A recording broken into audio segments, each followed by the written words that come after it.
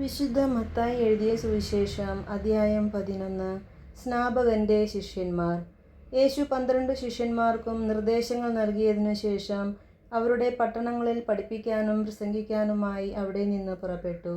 യോഹന്നാൻ കാരാഗൃഹത്തിൽ വെച്ച് ക്രിസ്തുവിൻ്റെ പ്രവർത്തനങ്ങളെക്കുറിച്ച് കേട്ട് ശിഷ്യന്മാരെ അയച്ച് അവനോട് ചോദിച്ചു, വരാനിരിക്കുന്നവൻ നീ തന്നെയോ, അതോ ഞങ്ങൾ മറ്റൊരുവനെ പ്രതീക്ഷിക്കണമോ? യേശു പറഞ്ഞു, നിങ്ങൾ കേൾക്കുന്നതും കാണുന്നതും പോയി യോഹന്നാനെ അറിയിക്കുക. അന്ധന്മാർ കാഴ്ച പ്രാപിക്കുന്നു, മുടന്തന്മാർ നടക്കുന്നു, കുഷ്ഠരോഗികൾ ശുദ്ധരാക്കപ്പെടുന്നു, ബധിരർ കേൾക്കുന്നു, മരിച്ചവർ ഉയിർപ്പിക്കപ്പെടുന്നു, ദരിദ്രരോട് സുവിശേഷം പ്രസംഗിക്കപ്പെടുന്നു. എന്നിൽ ഇടർച്ച തോന്നാത്തവൻ ഭാഗ്യവാൻ. സ്നാപകനെക്കുറിച്ച് സാക്ഷ്യം. അവർ പോയതിനു ശേഷം യേശു ജനക്കൂട്ടത്തോട് യോഹന്നാനെക്കുറിച്ച് സംസാരിക്കാൻ തുടങ്ങി. എന്തു കാണാനാണ് നിങ്ങൾ മരുഭൂമിയിലേക്ക് പോയത്? കാറ്റത്തുലയുന്ന ഞാങ്ങണയോ, അല്ലെങ്കിൽ വേറെ എന്തു കാണാനാണ് നിങ്ങൾ പോയത്? മൃദുല വസ്ത്രങ്ങൾ ധരിച്ച മനുഷ്യനെയോ? മൃദുല വസ്ത്രങ്ങൾ ധരിക്കുന്നവർ രാജകൊട്ടാരങ്ങളിലാണുള്ളത്. അല്ലെങ്കിൽ പിന്നെന്തിനാണ് നിങ്ങൾ പോയത്? പ്രവാചകനെ കാണാനോ? അതെ, ഞാൻ നിങ്ങളോട് പറയുന്നു, പ്രവാചകനേക്കാൾ വലിയവനെ തന്നെ. ഇവനെ പറ്റിയാണ് ഇങ്ങനെ എഴുതിയിരിക്കുന്നത്, ഇതാ നിനക്ക് മുമ്പേ എൻ്റെ ദൂതനെ ഞാൻ അയക്കുന്നു. അവൻ നിന്റെ മുമ്പേ പോയി നിനക്ക് വഴിയൊരുക്കും. സത്യമായി ഞാൻ നിങ്ങളോട് പറയുന്നു, സ്ത്രീകളിൽ നിന്ന് ജനിച്ചവരിൽ സ്നാപക യോഹന്നാനേക്കാൾ വലിയവനില്ല. എങ്കിലും സ്വർഗരാജ്യത്തിലെ ഏറ്റവും ചെറിയവൻ അവനേക്കാൾ വലിയവനാണ്. സ്നാപക യോഹന്നാൻ്റെ നാളുകൾ മുതൽ ഇന്നുവരെ സ്വർഗരാജ്യം ബലപ്രയോഗത്തിന് വിഷയമായിരിക്കുന്നു. ബലവാന്മാർ അത് പിടിച്ചടക്കുന്നു. യോഹന്നാൻ വരെ സകല പ്രവാചകന്മാരും നിയമവും പ്രവചനവും നടത്തി. നിങ്ങൾ സ്വീകരിക്കാൻ തയ്യാറാണെങ്കിൽ ഇവനാണ് വരാനിരിക്കുന്ന ഏലിയ. ചെവിയുള്ളവൻ കേൾക്കട്ടെ. ഈ തലമുറയെ എന്തിനോടാണ് ഞാൻ ഉപമിക്കേണ്ടത്?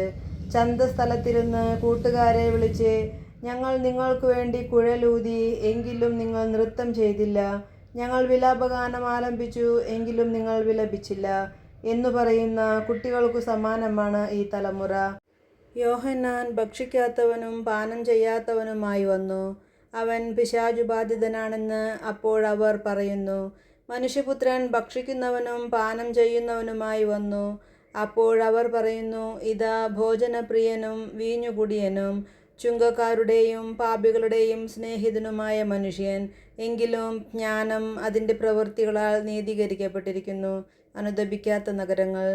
യേശു താൻ ഏറ്റവും കൂടുതൽ അത്ഭുതങ്ങൾ പ്രവർത്തിച്ച നഗരങ്ങൾ മാനസാന്തരപ്പെടാത്തതിനാൽ അവയെ ശാസിക്കാൻ തുടങ്ങി. കൊറാസീൻ, നിനക്കു ദുരിതം! ബെത്സയിദ, നിനക്കു ദുരിതം! നിന്നിൽ നടന്ന അത്ഭുതങ്ങൾ ടൈറിലും സീദോനിലും നടന്നിരുന്നെങ്കിൽ അവ എത്ര പണ്ടേ ചാക്കൊടുത്ത് ചാരം പൂശി അനുതപിക്കുമായിരുന്നു. വിധി ദിനത്തിൽ ടൈറിനും സീദോനും നിങ്ങളെക്കാൾ ആശ്വാസമുണ്ടാകുമെന്ന് ഞാൻ നിങ്ങളോട് പറയുന്നു. കഫർനാമേ, നീ സ്വർഗം വരെ ഉയർത്തപ്പെട്ടുവെന്നോ, പാതാളം വരെ നീ താഴ്ത്തപ്പെടും. നിന്നിൽ സംഭവിച്ച അത്ഭുതങ്ങൾ സോദോമിൽ സംഭവിച്ചിരുന്നെങ്കിൽ അത് ഇന്നും നിലനിൽക്കുമായിരുന്നു. ഞാൻ നിന്നോട് പറയുന്നു, വിധി ദിനത്തിൽ സോദോമിൻ്റെ സ്ഥിതി നിൻ്റേതിനേക്കാൾ സഹനീയമായിരിക്കും. ക്ലേശിതർക്കാശ്രയം. യേശു ഉദ്ഘോഷിച്ചു, സ്വർഗത്തിൻ്റെയും ഭൂമിയുടെയും നാഥനായ പിതാവേ, നീ ഇക്കാര്യങ്ങൾ ബുദ്ധിമാന്മാരിലും വിവേകികളിലും നിന്ന് മറച്ച് ശിശുക്കൾക്ക് വെളിപ്പെടുത്തിയതിനാൽ ഞാൻ നിന്നെ സ്തുതിക്കുന്നു. അതേ പിതാവേ, ഇപ്രകാരമായിരുന്നു നിന്റെ തിരുവുള്ളം. സർവവും എൻ്റെ പിതാവ് എന്നെ ഏൽപ്പിച്ചിരിക്കുന്നു. പിതാവല്ലാതെ മറ്റാരും അതിനെ അറിയുന്നില്ല. പുത്രൻ ആർക്ക് വെളിപ്പെടുത്തി കൊടുക്കാൻ മനസ്സാകുന്നുവോ അവനുമല്ലാതെ മറ്റാരും പിതാവിനെയും അറിയുന്നില്ല. അധ്വാനിക്കുന്നവരും ഭാരം വഹിക്കുന്നവരുമായ നിങ്ങളെല്ലാവരും എൻ്റെ അടുക്കൽ വരുവിൻ, ഞാൻ നിങ്ങളെ ആശ്വസിപ്പിക്കാം. ഞാൻ ശാന്തശീലനും വിനീതഹൃദയനുമാകയാൽ എൻ്റെ നുകം വഹിക്കുകയും എന്നിൽ നിന്ന് പഠിക്കുകയും ചെയ്യുവിൻ. അപ്പോൾ നിങ്ങൾക്ക് ആശ്വാസം ലഭിക്കും. എന്തെന്നാൽ എൻ്റെ നുകം വഹിക്കാൻ എളുപ്പമുള്ളതും ചുമട് ഭാരം കുറഞ്ഞതുമാണ്. നമ്മുടെ കർത്താവായ മിശിഹായ്ക്ക് സ്തുതി.